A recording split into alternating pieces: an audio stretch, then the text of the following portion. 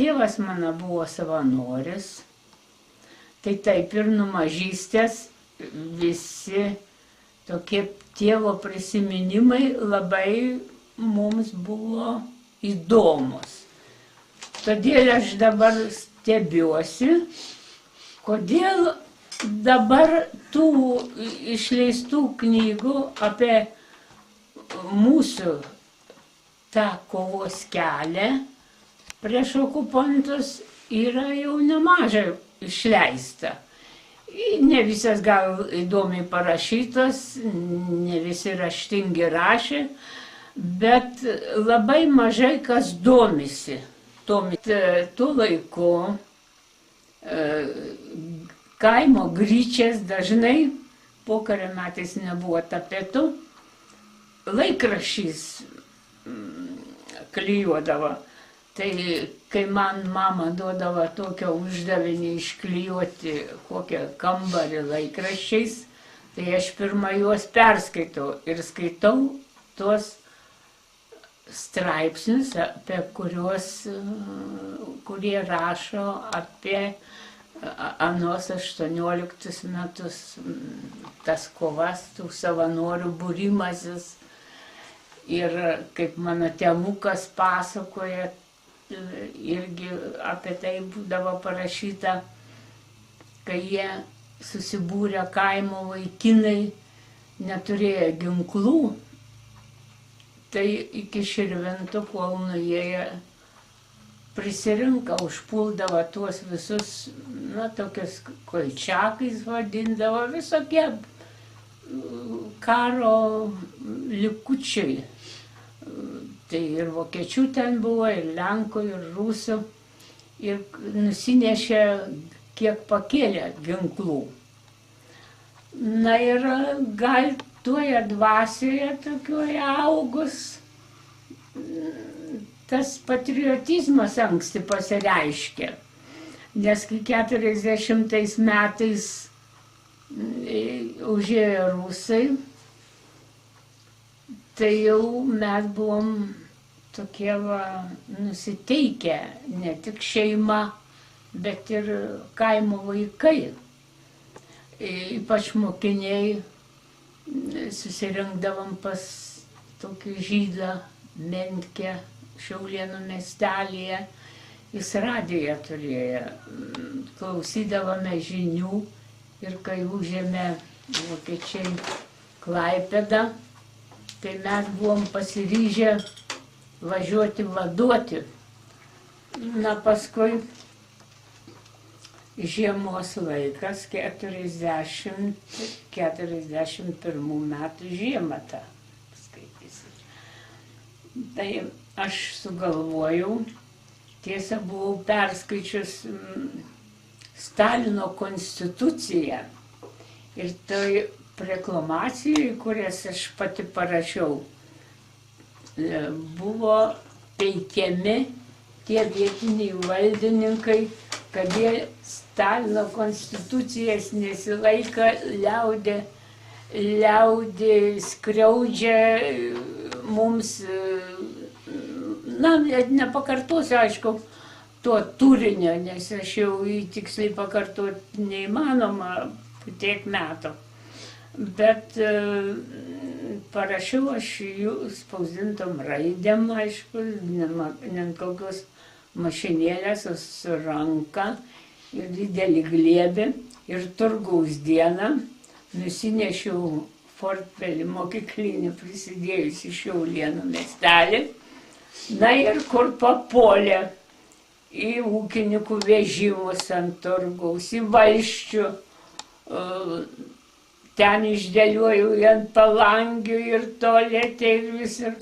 Bet kvailiausia padariau, ką jau tikrą kvailystę, tai kad ant šventoriaus sienų, kur aptverta, da irgi padėjau, nes buvau užėjusi į kleboniją, ten toks kunigas Rapolas Krasauskas tada dėstydavo tikybą ir duodavo gerų knygų pasiskaityti. Tai aš nuėjau knygų tų pasikeisti ir dar keli tie lapeliai pas mane buvo, išdėliojau ar ant šventoriaus ir dar ten pas kaimynų, kur netoli buvo. O vargonininkas tai buvo naujai priimtas ir pasirodo, kad jis buvo išdavikas.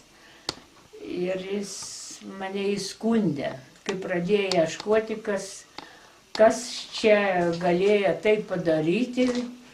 Tai jis pranešė, kad matė mane iš klebonijos išeinantį ir ant šventoriaus tvoros rado tokių pat lapelių.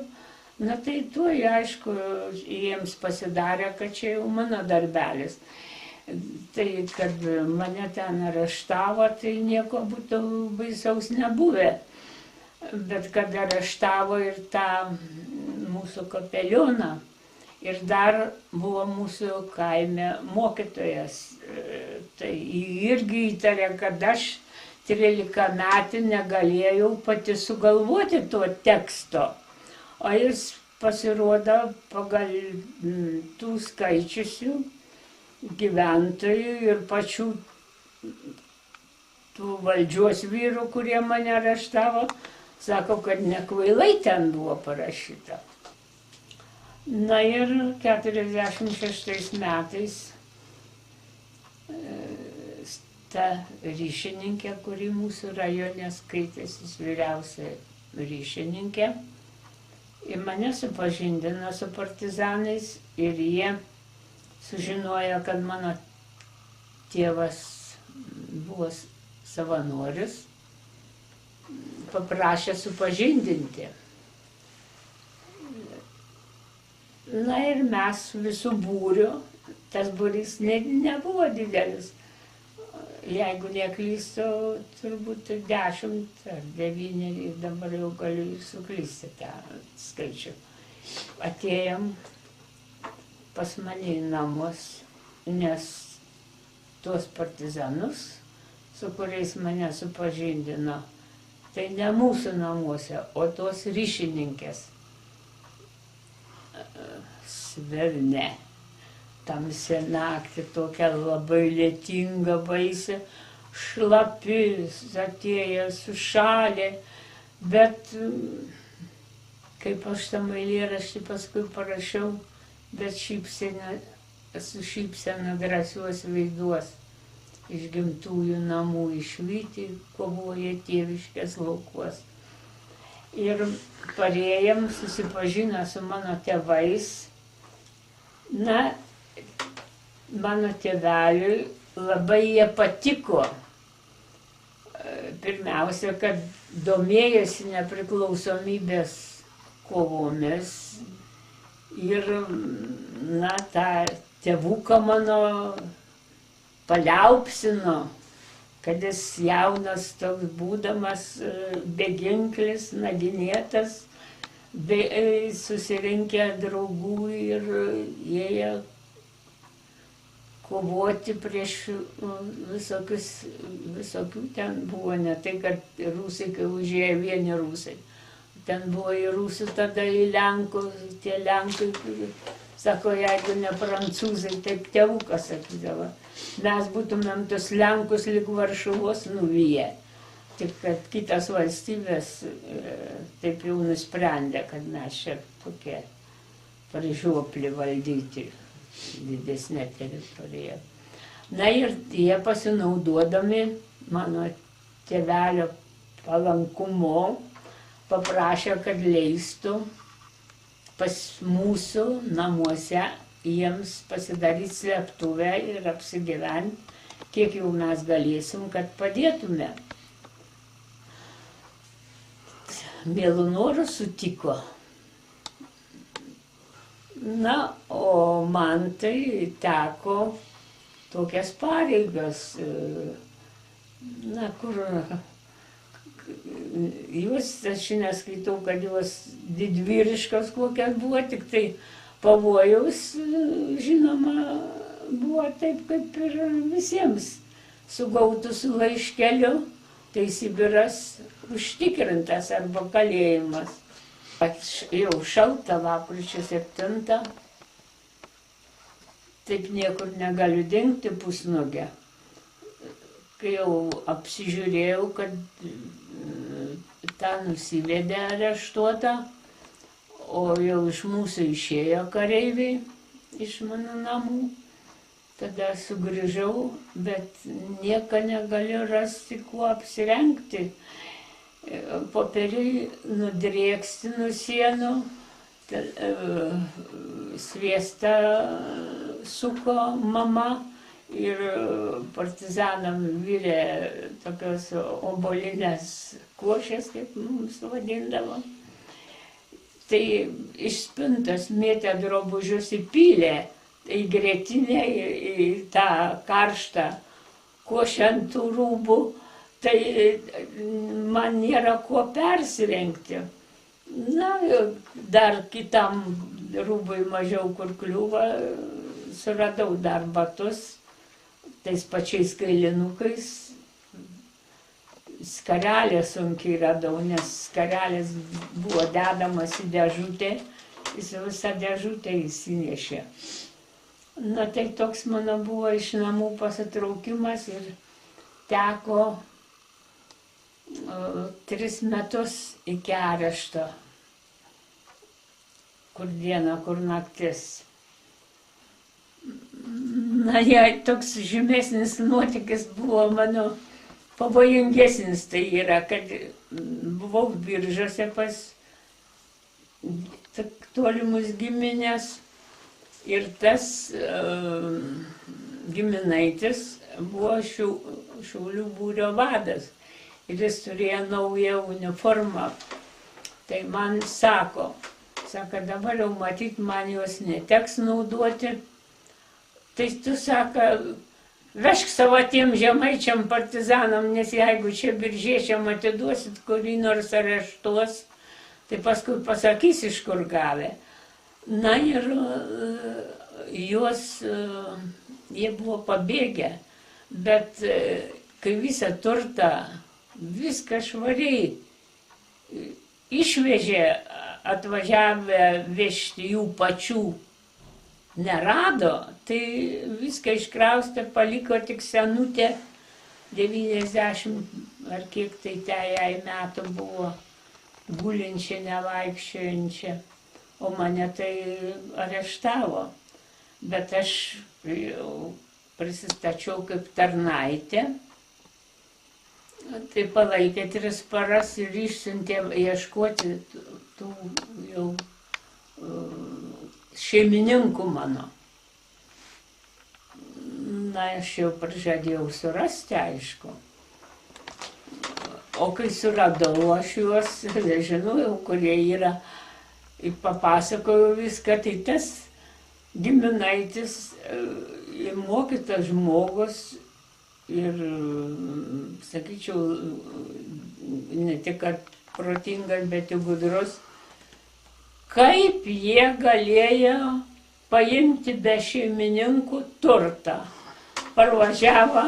Parvažiavo namo ir pakėlė ten vėjus, nuėjęs į tą vykdomą komitetą, ar ten, kas buvo vyriausia Biržuose valdžia. Pradėjo reikalauti, tai tada vietoj, kad jam ką nors grąžintų, susodino visus ir išvežė į Garką ar ten, kur. Na, o mane paleido, tai anksčiau dar jie nebuvo grįžę. Ir sako, tu juos surasi kur nors Žemaitijoje. O man buvo prisakyta, kad jeigu atvažiuotų vežti, pasakyk, kad tas šeimininkas išvažiavo į Druskininkų sanatoriją, vaikams to kartu buvo atostogos ir vaikai su mama palydėjo tėvą.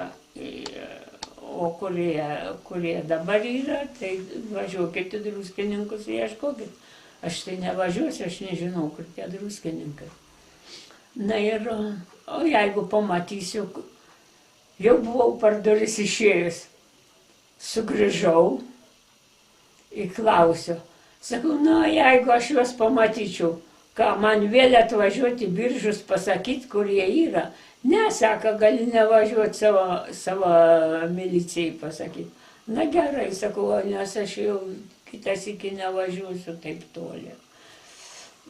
Na tai taip ir paskui su to dideliu tokiu paketu, kadangi į kepurę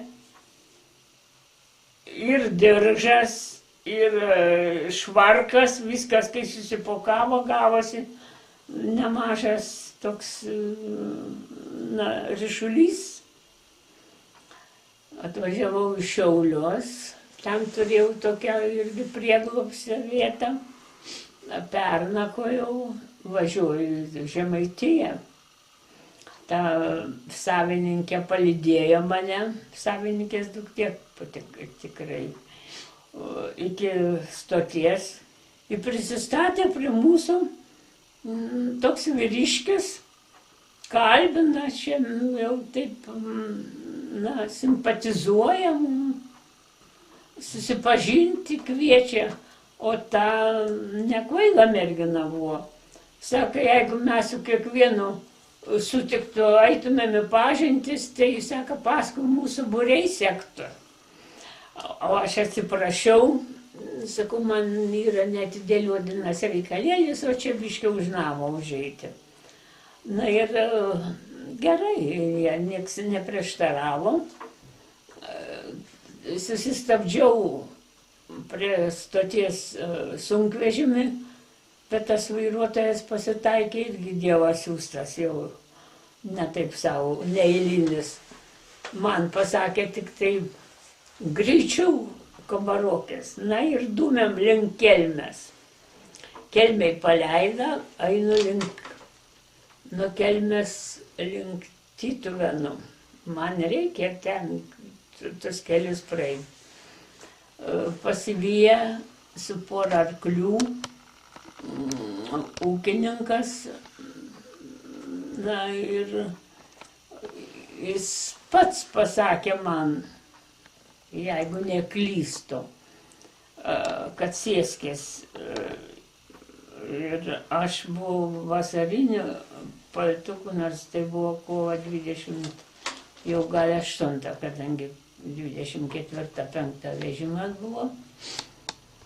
Ir sako, sušalsi panelė, tai davė tokią kaime nešiodavo mūsų krašte milinį su gaubtuvo, vadydavo su kapišonu.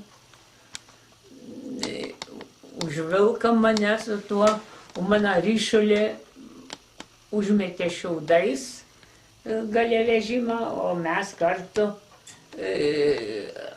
ant sėdynės. Ir kiek pavažiavus, pasiveja sunkvežimis su kareiviais, sustabdo, klausė, tas šeimininkas man taip nežymai tą gaubtuvą, patraukė ant akių ir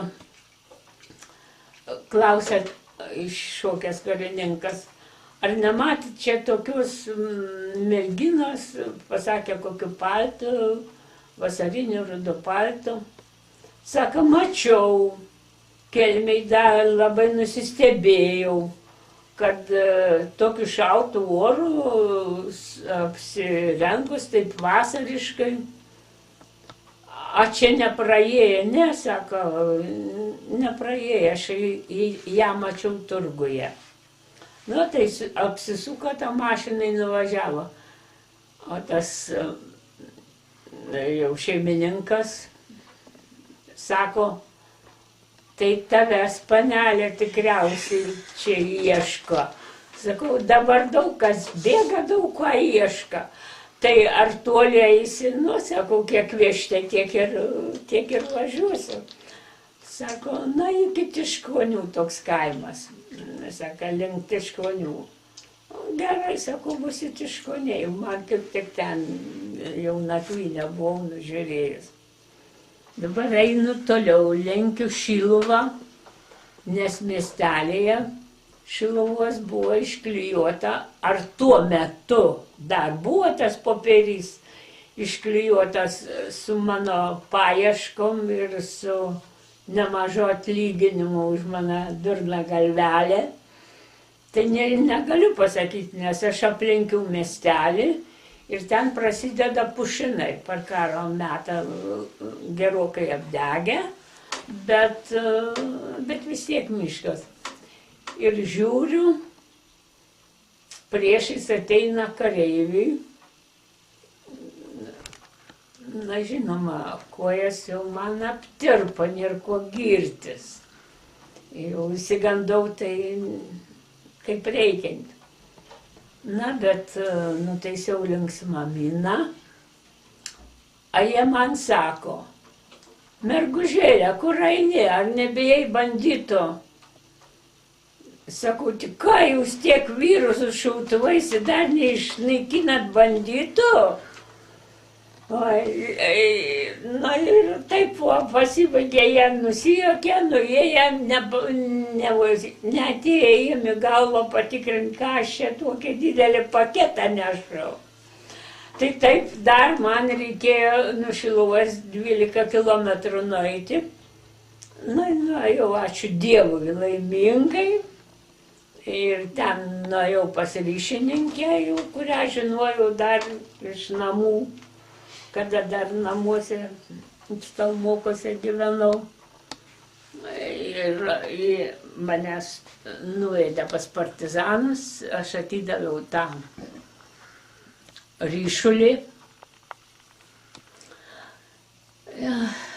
Na ir taip paskui pas jų sakau, kokį 4 mėnesius prabuvau, nes čia į savo kraštą grįžti jau jokios galimybės nėra. Ten plačiai pažįstama. Tai čia ir pasilikau Šiluvos apylinkėse. Ir kiek galėjau, tiek patarnavau tiem ryto būriui, Vaclovo Daukanto. Na, o areštas tai... Prašau, čia truputį sugadinau tiek.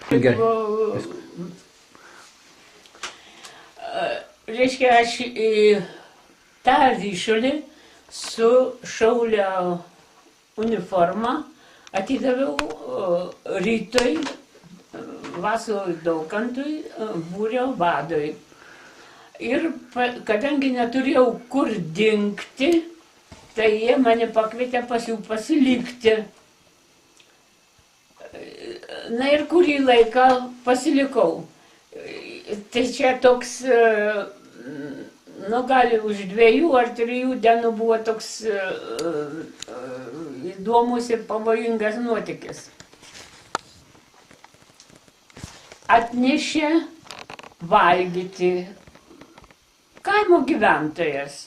Išvežios keptos duonos ir dar ten, ko jau kitą neatsimenu, tik tas svarbiausia buvo duona. Padavė mums visą tą valgį, o pats nuėjo vėl namo.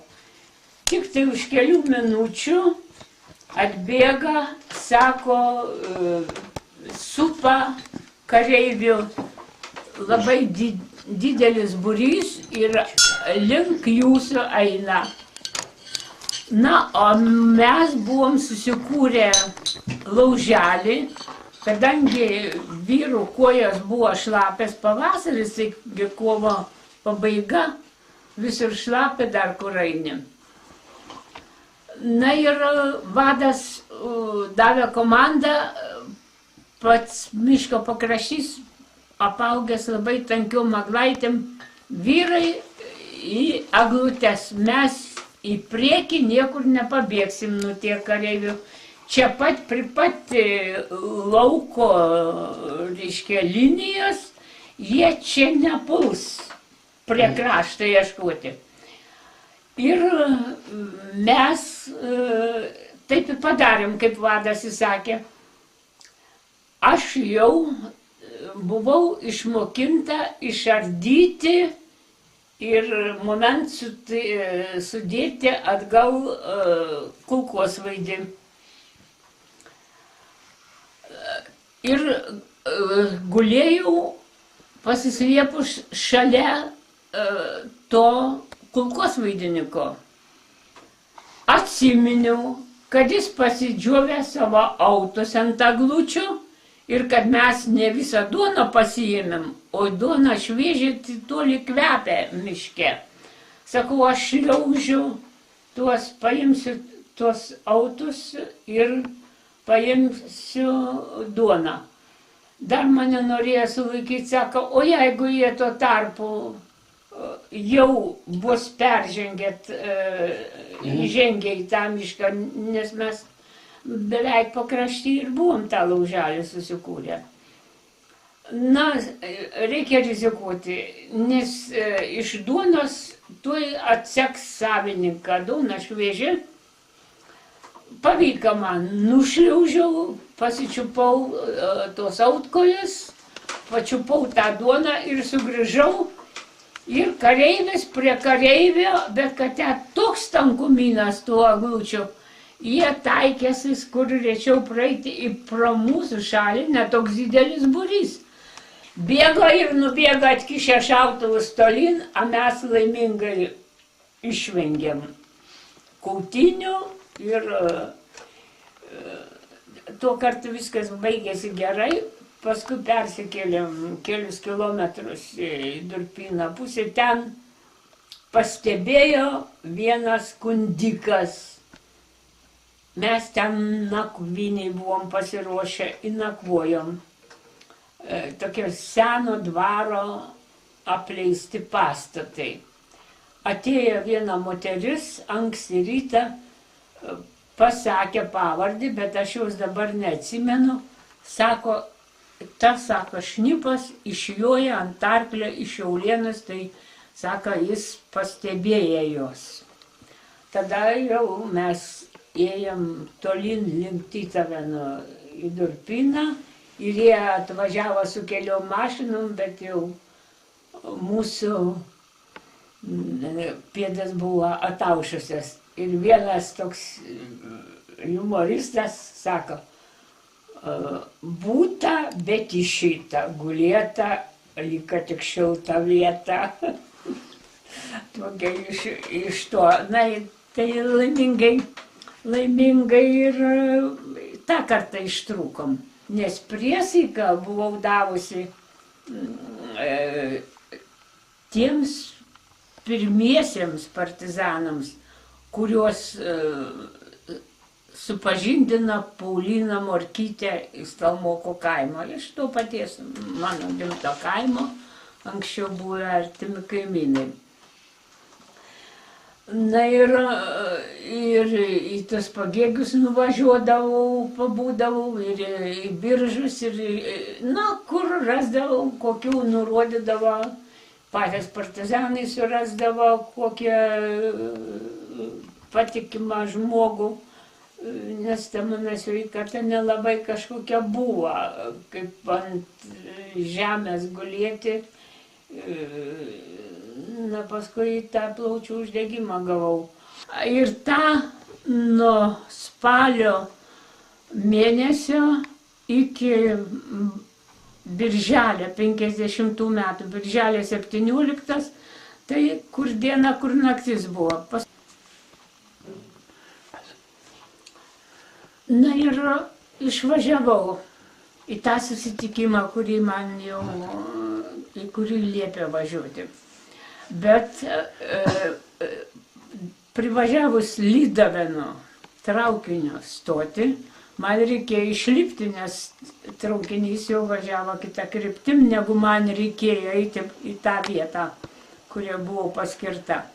Tai aš pernakojau pas vienus ryšininkus, irgi pas tuos pačius Januškos, kur tada sulaikė mane nuo tos mirties. Ir anksti rytą išėjau, bet man nuėjus vietoj partizanų vos tik įėjau į kambarį pas Balčiūnus. Balčiūnienė su dukra, jos rengėsi remontuoti kambarį, plėšė tapetus nuo sienų ir buvo užsilipusi ant stalo ir pamatė, kad iš rūgių kiša kareivių galvas. Sako, jau mes apsupti. Sakau, jūs manęs nepažįstat, aš jūsų nepažįstat. Atėjau atsigerti. Einu į šaukotą ir sako, tai čiupk kibirą ir eik vandens. Taip ir padariau. O visi kareiviai sugarmėjo į kambarį, o kad pasislėpęs vienas buvo tarp alyvų krūmų, aš jo nepastebėjau, jis buvo to dengiamo ploščio užsisiautęs.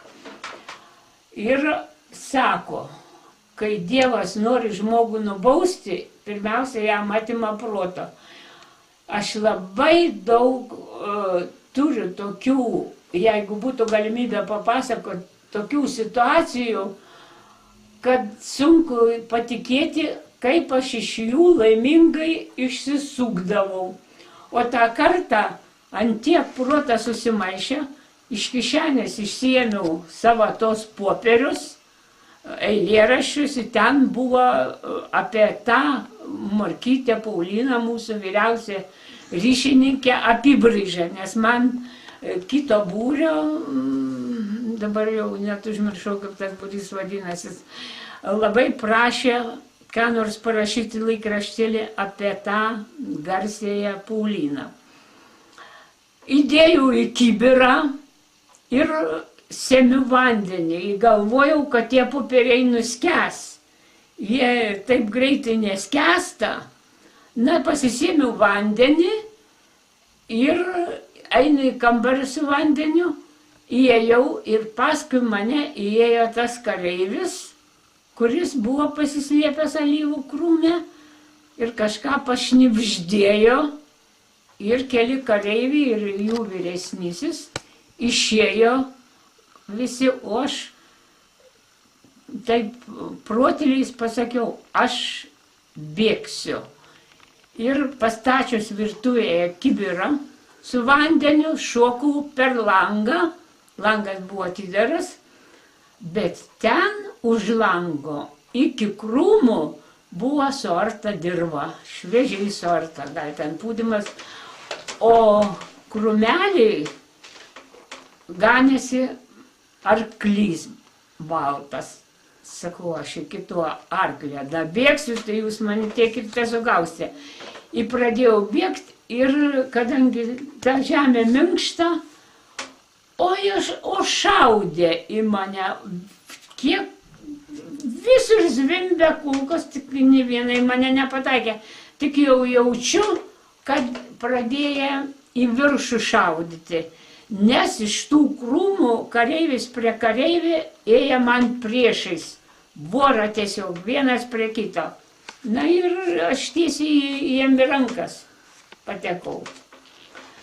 Na ir jie pradėjo, aišku, prisistatė vyresnysis, vienas lietuviškai kalbėjo, kitas rusiškai, pradėjo tardyti, kur spaustuvę pakratė mano radatus popierius. Na, aš nežinau, jokios spaustuvės, jokio nieko, nežinau, kaip ir visi iš karto taip sako. Nežinau, nemačiau, nežinau. O ten jų ūkiniai pastatai buvo jau, na, ant ribos su mišku. Ir jie mane į tą mišką, kai nusivedė, netoli prie krašto, nuo vieno medžio prie kito, iš visos jėgos vienas į kitą, aglės iki metro, gal kita aukščiau, kita žemiau, šakos nudžiūvusios, subraižė visą. Visas veidas krūvinas. Vis tiek aš nieko nežinau. Tada pristatė prie visai pamišky, na, tiesiog prie daržinės tokių storų eglė. nušausiau, kai kalė ir visai taip, ten tie žodžių jau nėra ko kartuoti, visi žinom, kokiais žodžiais jie kalbėjo. Šovė pirmiausia per kaktą, pridėję tiesiai čia prie kaktos tą pistoletą, ar kaip jis kitaip vadinasi. Bet šaudami pakėlė ir prismygė tik tai kelius plaukus prie tos eglės. Paskui prausi pro vieną, pro kitą. Aš vis tiek nieko nežinau. Iš tikrųjų, tai aš nežinojau, kur tasai būtų, kai mane būtų nuvedę jau, jeigu būtų partizanai. Na ir daužė, nieko nepadarė.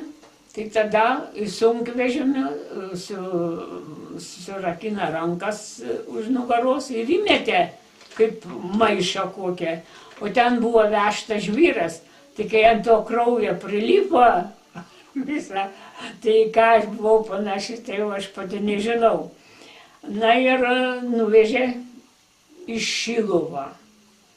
Į tą KGB namą, ten tarp kitko buvęs gydytojo namas, kur tie vyrai mūsų gulėjo pamesti ant kiemo.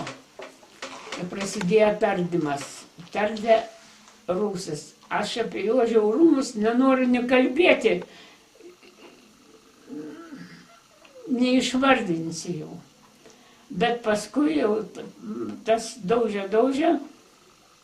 Ar jis pavarga, aišku, žmogus pavargsta, kad KGBistas.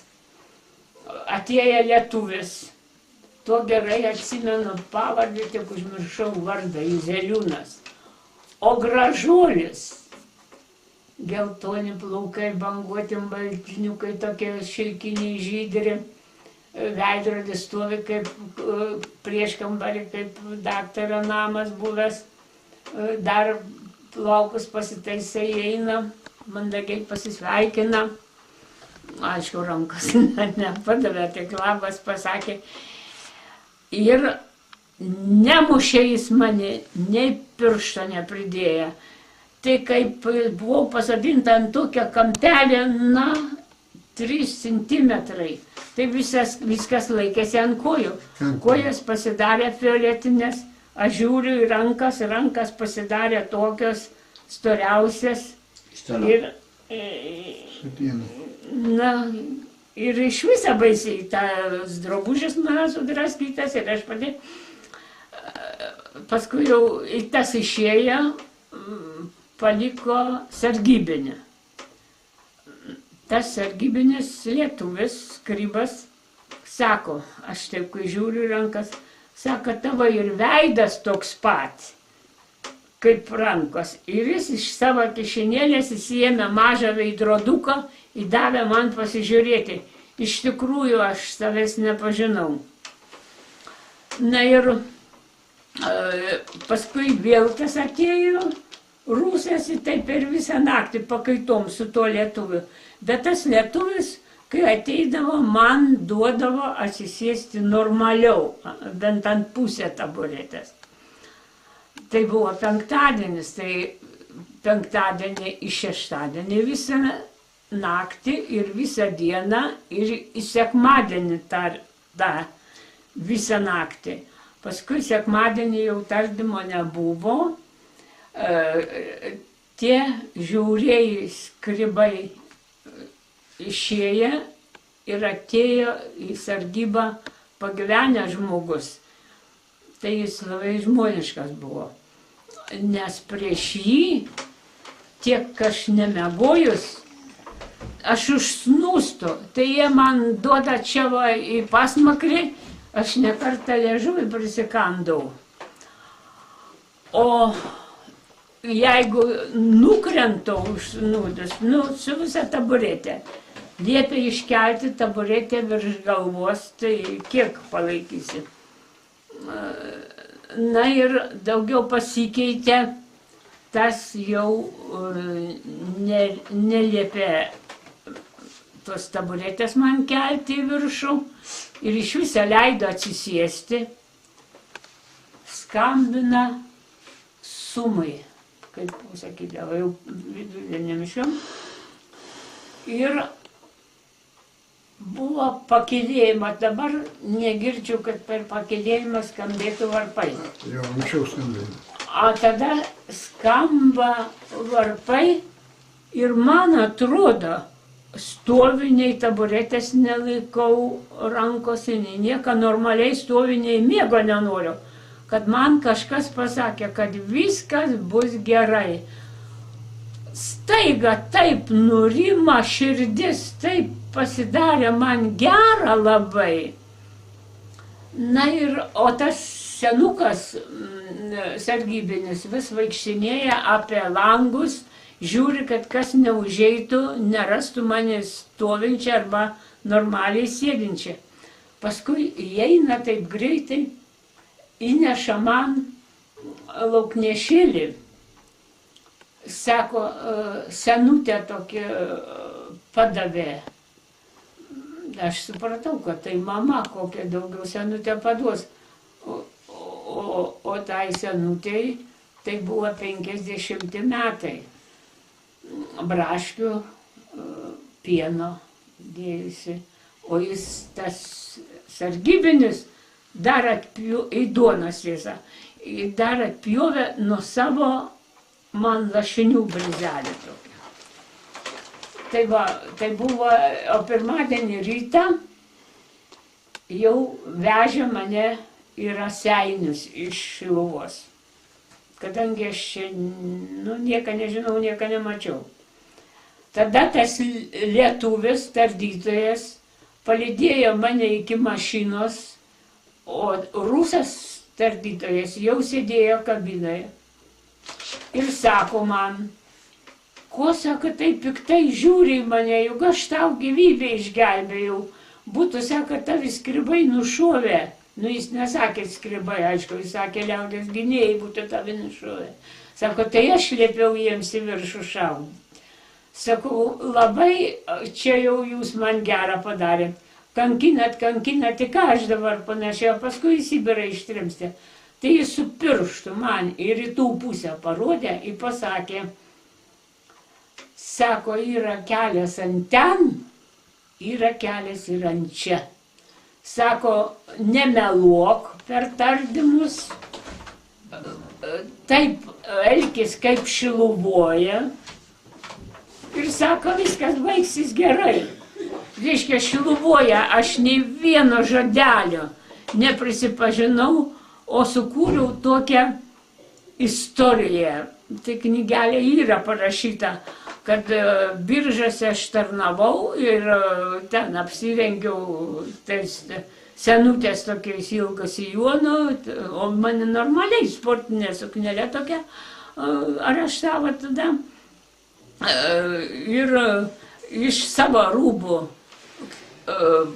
pasidariau lėlę, pasiėmiau ilgą rykštę ir ėjau per Lietuvą. Kur ėjai, kur buvai, pavardės, kokios kaimo vietovės. Sakau, kad dabar nėra jokių rodiklių prie kaimo. Sakau, anksčiau dar būdavo, dabar, sakau, po karo nėra visai rodiklių. O įėjęs į trobą pas žmogų, juk neklausi, kokia tavo pavardė. Sakai, gal duosite duonos riekelę, gal priimsite nakvoti. Iš karto tiesą priimdavo, duonas duodavo, o paskui pradėjo šunimu špjudyti, tyčiotis visai durne vadinti. Ir, sakau, sugalvojau, naisiu į Šaukotę, kaip tik penktadienį turgus būdavo. Mes bažnytkėmis toks. Paklausiau, ar mano tėvai gyvena, ar gal jos į Sibirą jau išvežė, jeigu gyvena, tai aš eisiu namo, kai bus taip, kur norės tėdės, aš niekam blogą niekam nepadariau. Na ir įsikaliau, niekiek neblogiau negu tėvė mūsų. Galėjo vidurnaktį mane pašaukti, galėjo ką nors daryti, nei žodžio nepakeičiau, kai per teismą reikėjo pakartoti tardymą tą, kalbėjai per tardymą, tai su partizanais, 2 partizanų teisė kartu, te 11 iš viso buvo teisiamų.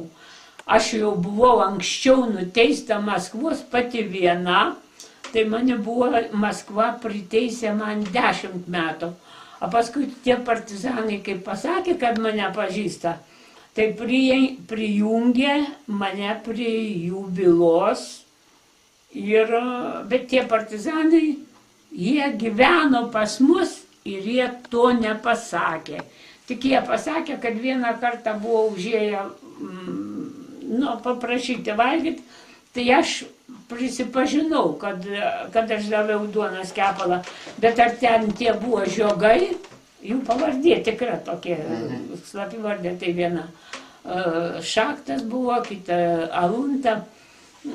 Ir tie, kad pasižiūrėję į mane tokiom didelėm akim ir nusišypsojo, kai aš tą istoriją savo fantastišką pasakojau.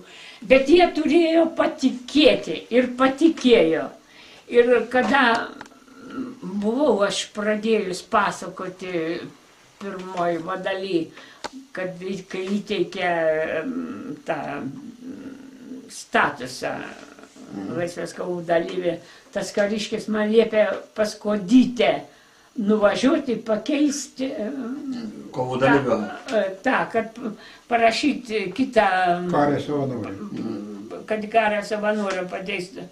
Tai manęs ten neprileido prie Kodytės, liepė į teisininkę kreiptis, o ta teisininkė sako, pasėdėk, čia palauk, aš paskambinsiu į archyvą. Už 10 minučių, sako man, sako, jūs per tuos 3 metus, kur gyvenat nelegaliai, nėra jokio jūsų veiklos požymio, kad jūs ką nors, kur nors dalyvavot partizanų veikloje. Sakau, tai ačiū Dievui, tai čia mano didžiausia ir yra garbė ir nuopelnas, kad nieko nėra. Jeigu aš būčiau 1 ar 2 pasakius, tai būtų 100 pavardžių. Jūs žinot, kiek per 3 metus aš perėjau žmonių, kiek man visokių užduočių buvo. Tegu jos buvo gali nereikšmingas, tie laiškiukai, tie paketėliai, ten pakvietimai kokie nors susitikimam. Tiesa, buvau 48 metais partizanų suvažiavimas Gegužinės miške prie Šauko, ta keli šimtai buvo tų. Tai ten turėjau tokį didelį jau tą užduotį, šit nepaskendau, bet dar daugiau pridėjo tie, kurie pirmą manęs areštuoti. Galvojo, kad aš jau slaptausiu, tai ant manęs palengvindami savo dalį, krovė visus, ką žinoja. Man keli ordinai priklausytų, jeigu tai aš būčiau žygius atlikos. Ten farsas, ten... Na ir... Tai dabar Raseiniai. Jau, čia jau padariau tokią... peršokau per įvykius. Nuvežė į Raseinius, ten tik 1 parą išbuvau, atvežė į Radviliškį, nes Raseiniuose aš nieko nesužinau. Ką aš nežinau, Šiluvoj nežinau, Raseiniuose. Atvežė į Radviliškį, ten 1 parą, paskui nuvežė į Šiaulius. Na tai Raseiniuose turiu pasakyti, jeigu jau labai nenoriu kalbėti apie kankinimus tos, nes ką areštavo retai, kam teka išvengti tų kankinimų. Na, man gal mažiausiai teka, taip kaip pagalvoju, tik Raseiniuose, kadangi 4 vyrai spardė valkiojo už plaukų, kai įėjo kalėjimo viršininkas liepė man sėstis ant suolelio, aš pati jau nebe pasikėliau nuo grindų, jau mane turėjo tie vyrai, kurie spardė, tie pasodino ant suolelio.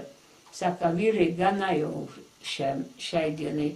O rytą išvežė į Radviliškį. Radviliškį tai žmoniškai kankina, nors skauda buvo, bet man nebuvo labai sunku kentėti, kadangi mano tėvuką buvo areštavę ten rado ant tvartą gulinti vieną, ne partizanas jis buvo, jis tik iš Skribų buvo ginklą pavogęs, pabėgęs, tai jį buvo už pirštų pakabinę, už nykščių, galva žemyn ir dar kiša adatas po nagais. O aš taip bijojau tų adatų kišimą, turbūt, kad būtų man durė, tai turbūt aš būčiau neišlaikius, būčiau ką nors prisipažinusi. O tai pasakiau, kad, sakau, pasibeldė vyrai su šautuvais, prašo duonos ir daviau kepalą duonos darytą. Tėvas gerai mane išbarė už tai. Na ir iš Radviliškio nuvežė į Šiaulius. Na, Šiauliuose turiu prisipažinti žvairiam, kairiem ir plaukiam pagarbą atiduoti. Nes man toks tardytojas pateka. Kreivas, šleivas, žiūriu vieną akis į vieną pusę, kitą į kitą pusę, o plaukai raudoni, o baisi ta jo išvaizda. O jis patardė mane kiek, nežinau, nemačiau, nieko nežinau. Tai tada jis sako, na gerai, pasėdėk. Išėjo į kitą kabinetą ir atsineša, kadangi jis buvo mažo ūgio, tai atsineša 7 bylas virš savo galvos, kaip jis nepavirta, stebiuosi. Ir sako, aš paskaitysiu, kas apie tave parašyta yra, visi liudininkai, su visom pavardėm. Ir tu žinosi, ką gali prisipažinti, ką negali. Sako, mums tavo tas prisipažinimas labai mažai ką reiškia, bet čia formalumas toks, kad, reiškia, turi būti prisipažinta.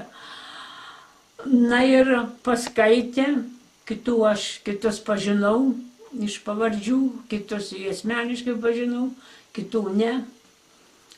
Na ir jis mane nemušė. Aš kai pradėjau pasakoti tą savo 3 metų slapstymasi istoriją, tai vertėjas sako, ana na samom dėlė duručka. Nu, tai palikau duručką, o durnam turiu pasakyti, kad lengviau gyventi pasaulyje. Na tai taip ir užbaigė, paskui kaip prijungė jau prie partizanų bylos, tai mane tik tai kelius kartus tardė. Jie pasakė tą vieną kartą, kad buvo, aš prisipažinau, sakau, nežinau, ar ten buvo žiogai. Jie, sakau, pakrūmį mačiau, kad stovėjo, bet kai nakties laikė, tai ką aš tą žinau, kas tokie stovėjo. Mačiau, kad ginkluoti vyrai. O tas, katras priėję duonas paprašė, tai aš jo nepažinau. Na ir viskas, pasibaigė tas tardymas, paskui teisė, kadangi tų teisiamų buvo jau dabar pasidarė man arti 11, arti 13, jau aš dabar nebegaliu garantuoti. Yra dar Panevėžy viena mokytoja, kuri buvo kartu, jį tiksliau žino. Na ir nuteisė 25 metam. Tai buvo vasario, o gal sausio, nuo 18 iki 22, 4 dienas teismas vyko, o Šiaulių kalėjime dar prasidėjo iki birželio 2, 51 metų. Na, paskui išvežė į Lukiškę, o iš Lukiškė jau prasidėjo tranzito Maskva, Kuibyševas, Čeliabinskas, Novosibirskas, dar vieną miestą praleidau kažkokią, Novosibirskas ir Krasnojarską, o Krasnojarske 7 mėnesius ar 7 ar 8 buvom persiuntimo punkte, karantinas toks. Na, paskui Sibiro lageriai, tai iki 56 metų. Sibire ne iki 56 metų buvo, iki 55 nes 55 rugpjūčio mėnesį atvežė į Mordovijai Patmos lageris. Iš ten vėl atgal į Krasnojarską į tremtį. Na ir taip ir buvau iki 64 metų tremtį, kol pabėgam į Lietuvą. Ja, jūs ten gal rasite, kur įjungti. Ten reikia trumpai. Ta vyriausia mūsų rajono ryšininkė, Stamokų kaimo gyventoja Paulina Morkytė, tai jau buvo nuostabi visokiais atžvilgiais. Ir grožiu, ir gerumu, ir veiklumu. Bet tada, kai sakiau, kad Skribas apsivedė siuvėją, prasidėjo tie areštai, o gal ją ir kiti, kas ją išdavė, tikrai negaliu to pasakyti, bet aš ėjau į Šiaulėnų vaistinę, užėjau, jos mama sirgo ir mano sirgo mama. Paklausi, gal reikia vaistų nupirkti, žiūriu, kad apsupti namai neleido man praeiti pro jų kiemą, pasodina virtuviai ant solelio priešai židinį, o jiems jau buvo paduota valgyti. Skribaitė su tokiu apetitu valgė, tada Paulina sako, gal sako, leiste man biškį tvarką padaryti, kadangi kai kratą darė, viskas buvo atversta, leido. Tai jį, kur bulbės verda, toks šutintuvas, na, kokį virš metrą aukštesnis buvo. Ir tuo metu nesikūrena, į man akimis parodė, kad kažką tai įdėjo. Aš žinau, jau supratau iš vieną žvilgsnį. Na, paskui liepė apsirengti ir išvežė ją į Tytuvėnus. Po kelių dienų areštuoja juos brolį mokytoją ir mane. Nuveža irgi į Tytuvėnus, ten irgi privatus namas buvęs, tai padaryta ar 4 ar 5 kameros, o kadangi gydytojas buvo, tai kabinetai buvo iš vienos pusės 4 ir iš kitos pusės 4 kabinetai. Ir galinės durys užkaltos. Mane įstūmė į tą kalidorių, reiškia, čia Skribų būstinė, budintieji, o ten anos durys užkaltas, niekur nepabėgsi. O aš buvau su tokiom panašiom vietos vašiūrės klumpėm. Ir atveda, prasidėjo tardymai. Jau kol mums nuvežė, buvo pavakarys, prasidėjo tardymai. Ir po šiai dienai atsimenu to žmogaus pavardį Gečas Jonas. Atvedė jį. Na ir taip pat, kaip visi, pirmiausia sako, nežinau, nemačiau. Tai jam liepia nusirengti.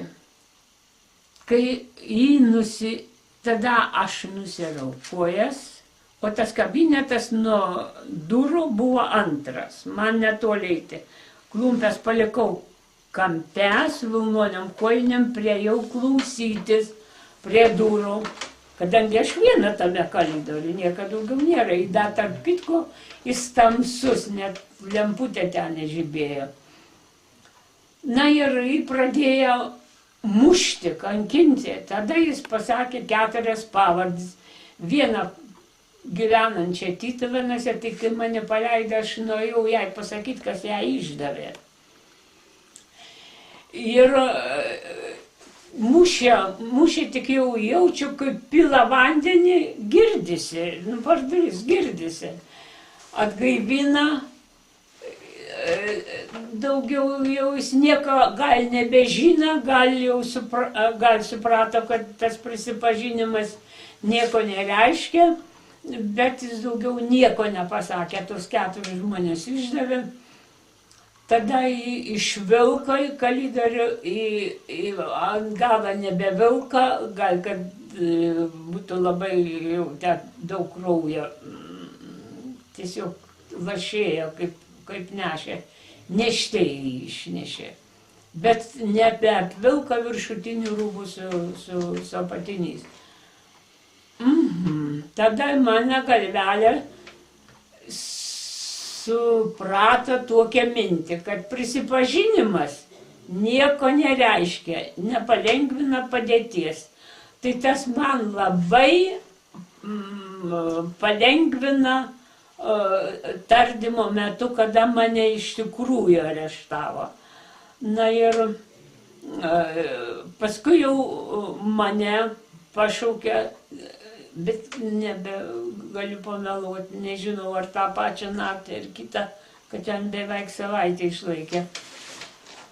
Ir irgi liepė prisiekti atsiklaupus ant vidurė to kabinetą, prisiekti, kad aš, jeigu pamatysiu banditus, pranešiu. Ir liepė, tiki Dievą, sakau, žinoma, kad tikiu, ar jūs ne? Nu, jie nusijuokia, tai jeigu tikiti, persižegnuk, kad, reiškia, jau tikintis negali duoti priesaiką, meluoti negali. Aš jagnuojus, bet man nereikia balsiai sakyti, man reikia tik kryžių ženklą. Visas jėgas atiduosiu partizanų veiklai.